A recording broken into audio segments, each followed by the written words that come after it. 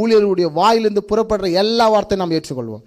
அந்த வார்த்தை தான் சத்தியம், அந்த வார்த்தை தான் இயேசு கிறிஸ்து, அந்த வார்த்தை தான் மாம்சமானது, அந்த வார்த்தை தான் வித்திட்டது, இந்த பூமியில வந்தது. அந்த மாம்சமாக இயேசு தான் இன்னும் பரலோகத்தில் இருக்கிறாரு. அந்த இயேசு தான் உங்களுக்குள்ள உதித்து இருக்கிறாரு. வார்த்தை சுமக்கிறவன் எப்பொழுதும் கீழே இடறி விழாத படிக்கு அவனை கர்த்தர் பார்ப்பார். ஜீவ வசனத்தை அவன் பிடிக்கிறவனே அவனால் பிரகாசிக்க முடியும். சீயோனிலிருந்த தேவன் நம்மை பிரகாசிக்கிறார். நீதிமானின் வெளிச்சம் மற்றவர்களை சந்தோஷிப்பிக்கும் என்று இருக்கிறது. பாருங்க, அழகா ஒரு வசனம்.